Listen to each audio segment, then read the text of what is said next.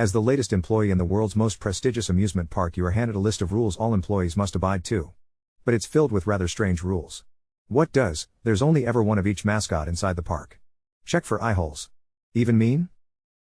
When Queen had said she might see her later, Callie hadn't expected her that to be almost right away. That just wasn't the way the language worked. That said, it didn't look like Queen had expected her either. That and it barely looked like Queen. Somehow within the last 20 minutes Queen had gone from barely morning put together to a prim and proper Joyland employee. Her color scheme had gone from black to emerald, her lips had gone from plain to ruby, and if that wasn't a wig, Callie had to ask how Queen did it because she was clearly a wizard. There was also something else different about her, but Callie couldn't put her finger on it.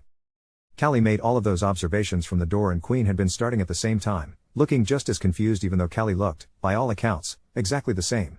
They let you keep your glasses? She asked after too much time had passed. I'm signed up for surgery about them. Well, lucky you.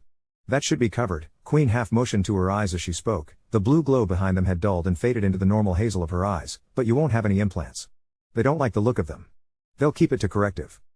That's still more than I thought I'd get, Callie said. Now that she was done getting shell-shocked by Queen's transformation, she looked around the room. Whomever had designed this place had somehow wrangled a perfect mix between dressing room and corporate office. You're here faster than I thought, Queen commented. She was looking through the top drawers of her desk now, and Callie cocked her head at the search. This place had so many drawers. Where were the tablets and displays that kept track of everything for you? Didn't have many questions for the machine? It kept calling me Abigail. Queen tisked at the name and approached once she had pulled a small penlight from the drawer. Miss her? Abigail? Yep. Queen shone the penlight in Kali's eye, and she flinched. Once she'd flinched away the first time, Queen used her free hand to catch Kali's chin and hold her in place. Did you give it a new name? Caroline was an option. Lucky again. Queen shone the light in the other eye and Callie tried to keep it open. Carter wasn't. Parkside, I'm Quinn. Quinn? Not Queen. Queen isn't a traditional name, Callie. The girl paused, holding the penlight in her teeth for a moment and using her hands to pull Kali's hair back. On the way in, Queen must have had horrid posture because she had several inches on Callie now. They had Quinn, which was close enough. I used Cass for a while, but once people started calling me Queenie I switched it. Do people change their names a lot here? Callie struggled to speak as Quinn swapped a hand back to her cheek now that she had Kali's hair in one hand. Often enough, but you see him every day so it won't be an issue. Queen ran the penlight along each line of Kali's face and eventually frowned. You're not wearing a faceplate. No, Callie said, I could never afford one. Do I need one? Your skin should be fine as is, it's pretty clear. Acid wash should cover it.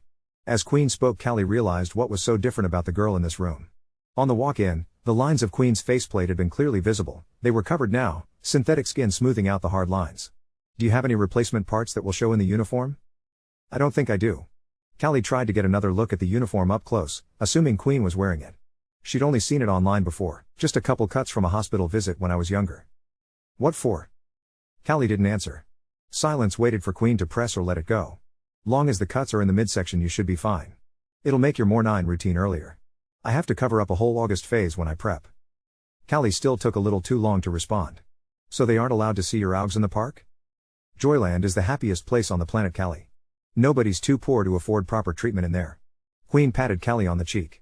Callie couldn't wrap her head around the tone Queen used for that, a soft of saccharine hatred. Whatever it was, Queen cooled for the next sentence. I'll get the requisition in for the salicylic in and we'll be good to go get you into a uniform. Okay. Down the hall to the right, I'll meet you there and we can get you sorted. Looking proper for your time in front of the guests.